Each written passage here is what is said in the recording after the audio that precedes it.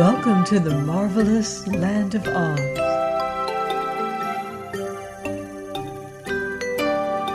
I'm Mardell.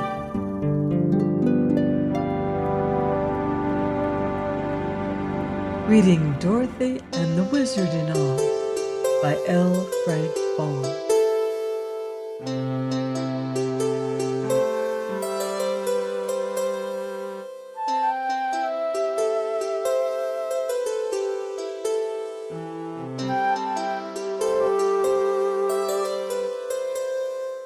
Chapter 12.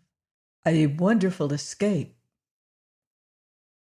For a while, the enemy hesitated to renew the attack. Then a few of them advanced until another shot from the wizard's revolver made them retreat. "That's fine," said Zeb. "We got 'em on the run now, sure enough." "But only for a time," replied the wizard, shaking his head gloomily. "These revolvers are good for 6 shots each. But when those are gone, we shall be helpless." The gargoyles seemed to realize this, for they sent a few of their band, time after time, to attack the strangers and draw the fire from the little man's revolvers. In this way, none of them was shocked by the dreadful report more than once, for the main band kept far away, and each time a new company was sent into the battle. When the wizard had fired all of his 12 bullets, he had caused no damage to the enemy except to stun a few by the noise, and so he was no nearer to victory than in the beginning of the fray. "What shall we do now?" asked Dorothy anxiously. "Let's yell, all together," said Zeb.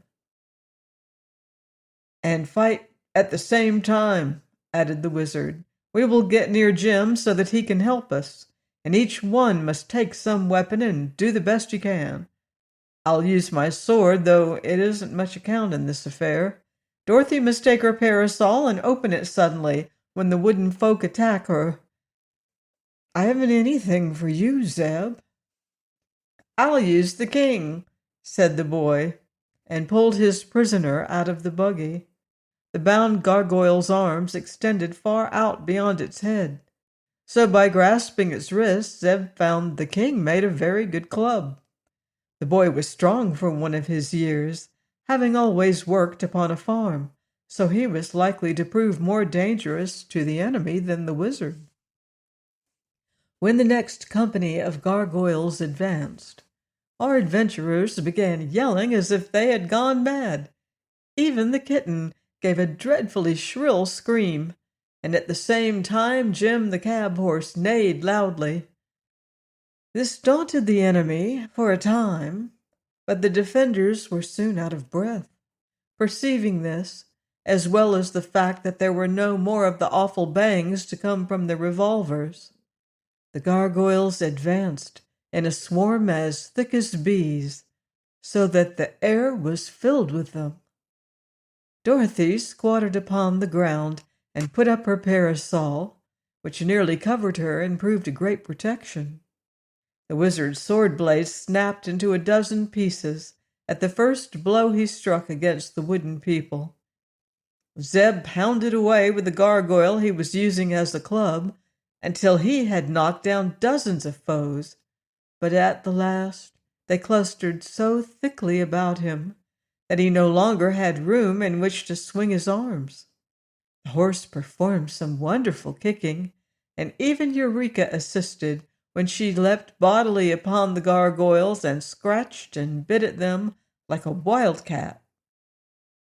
But all this bravery amounted to nothing at all. The wooden things wound their long arms around Zeb and the wizard and held them fast. Dorothy was captured in the same way, and numbers of the gargoyles clung to Jim's legs, so weighing him down that the poor beast was helpless.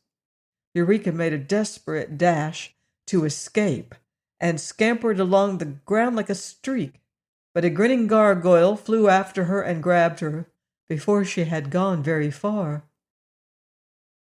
All of them expected nothing less than instant death, but to their surprise, The wooden creatures flew into the air with them and bore them far away over miles and miles of wooden country until they came to a wooden city. The houses of this city had many corners, being square and 6-sided and 8-sided. They were tower-like in shape, and the best of them seemed old and weather-worn, yet all were strong and substantial. To one of these houses, which had neither doors nor windows, but only one broad opening far up underneath the roof, the prisoners were brought by their captors. The gargoyles roughly pushed them into the opening where there was a platform, and then flew away and left them.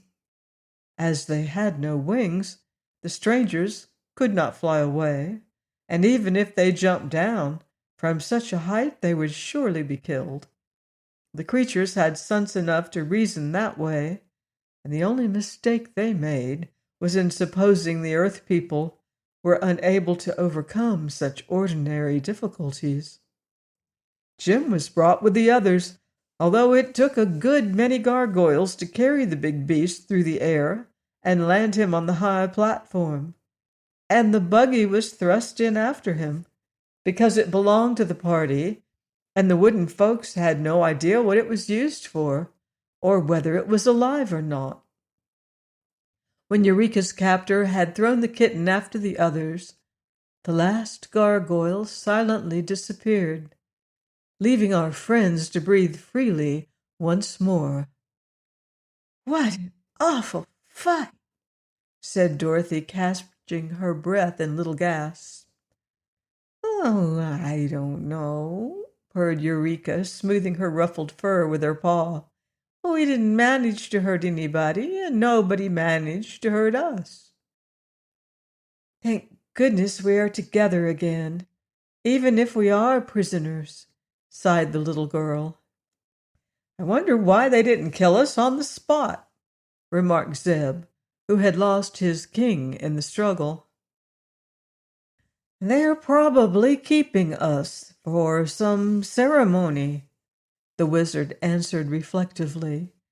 "But there is no doubt they intend to kill us as dead as possible in a short time." "As dead as possible would be pretty dead, wouldn't it?" asked Dorothy.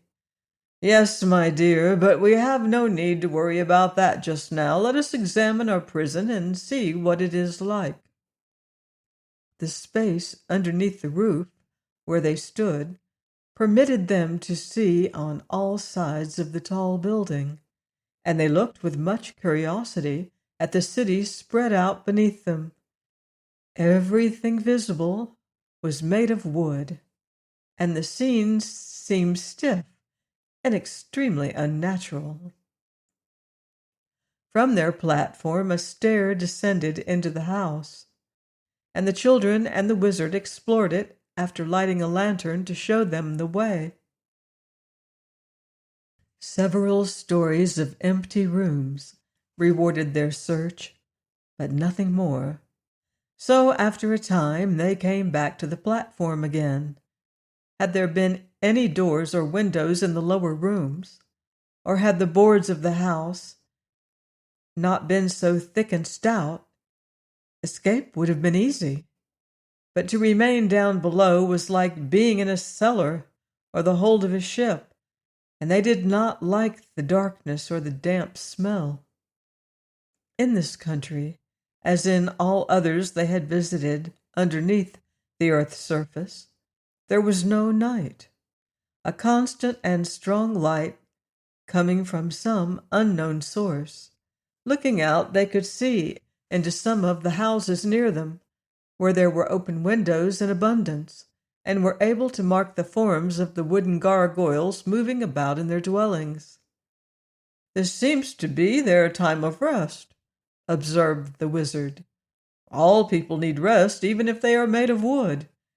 And as there is no night here, they select a certain time of day in which to sleep or doze."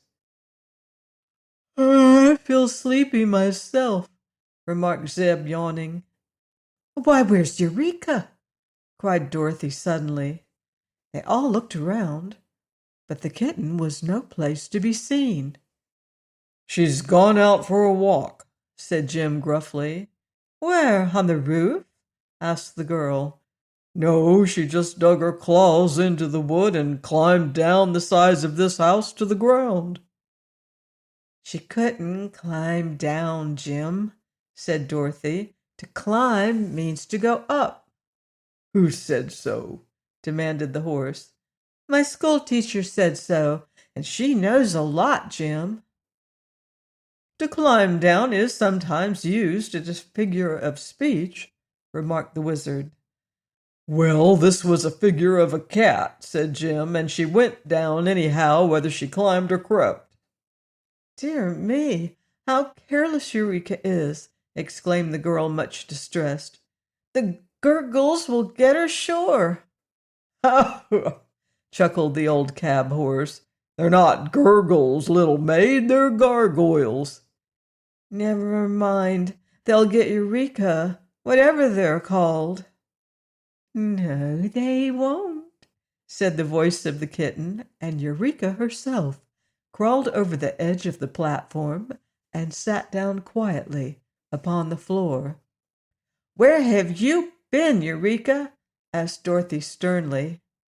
"Watching the wooden folks. They're too funny for anything, Dorothy.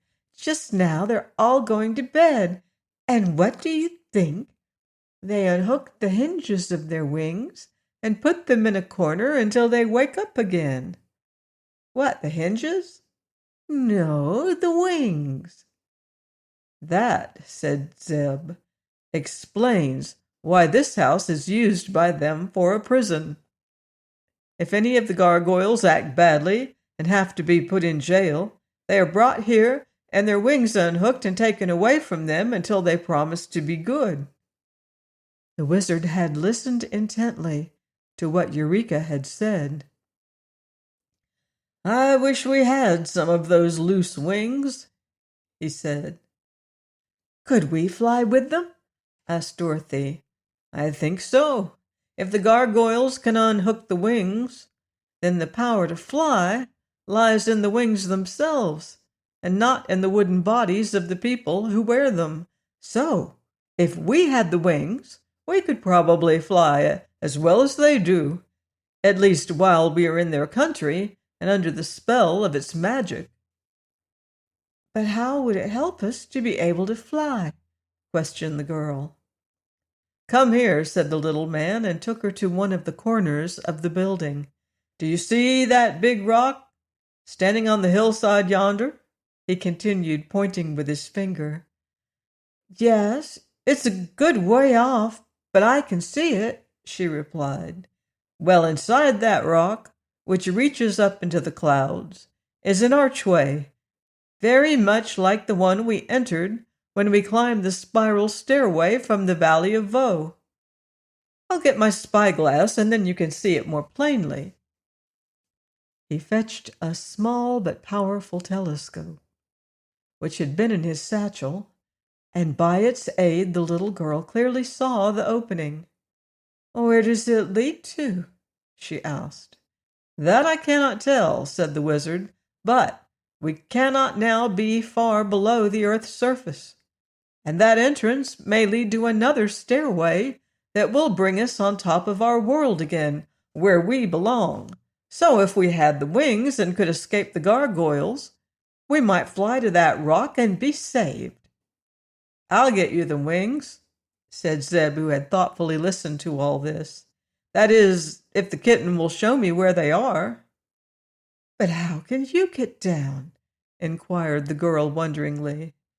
For answer, Zeb began to unfasten Jim's harness, strap by strap, and to buckle one piece to another until he had made a long leather strip that would reach to the ground. "I can climb down that all right," he said. "No, you can't," remarked Jim with a twinkle in his round eyes. "You may go down, but you can only climb up." "Well, I'll climb up when I get back then," said the boy with a laugh. "Now, Eureka, you'll have to show me the way to those wings." You must be very quiet, warned the kitten, for if you make the least noise, the gargoyles will wake up. They can hear a pin drop. I'm not going to drop a pin, said Zeb. He had fastened one end of the strap to a wheel of the buggy, and now he let the line dangle over the side of the house. Be careful, cautioned Dorothy earnestly. I will, said the boy, and let himself slide over the edge. The girl and the wizard leaned over and watched Zeb work his way carefully downward, hand over hand, until he stood upon the ground below. Eureka clung with her claws to the wooden side of the house and let herself down easily. Then together they crept away to enter the low doorway of a neighboring dwelling. The watchers waited in breathless suspense until the boy again appeared, his arms now full of wooden wings. When he came to where the strap was hanging, he tied the wings all in a bunch to the end of the line, and the wizard drew them up. Then the line was let down again for Zeb to climb up by. Eureka quickly followed him, and soon they were all standing together upon the platform, with 8 of the much-prized wooden wings beside them. The boy was no longer sleepy, but full of energy and excitement. He put the harness together again and hitched Jim to the buggy. Then, with the wizard's help, he tried to fasten some of the wings to the old cab horse.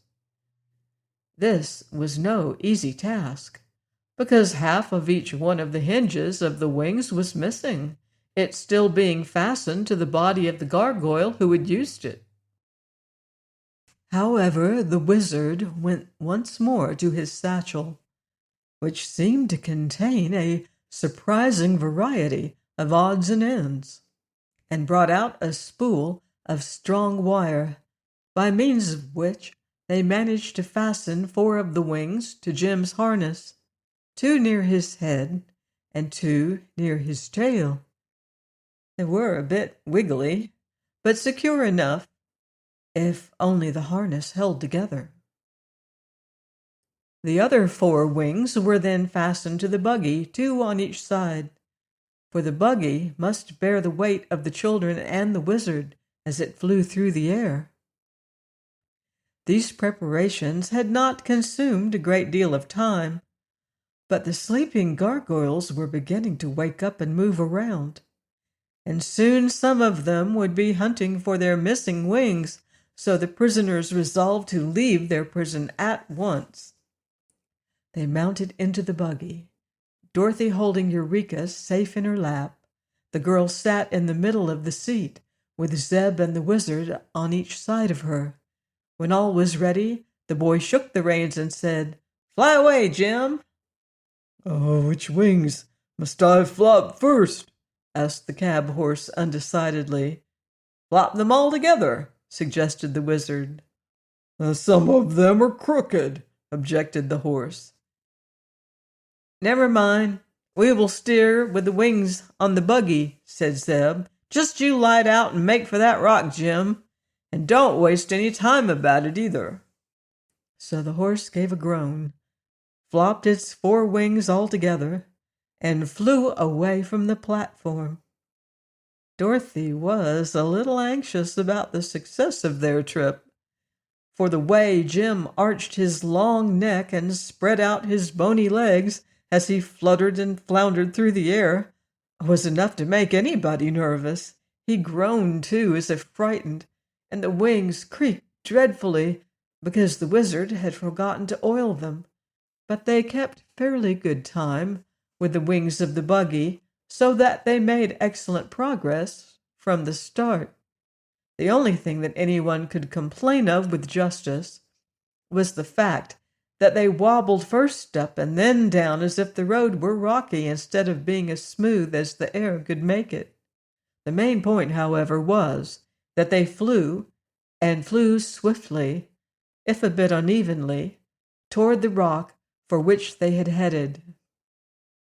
Some of the gargoyles saw them presently and lost no time in collecting a band to pursue the escaping prisoners, so that when Dorothy happened to look back, she saw them coming in a great cloud that almost darkened the sky. Please join me next time for more magical adventure on the marvelous land of Oz. Goodbye for now. See you in Oz.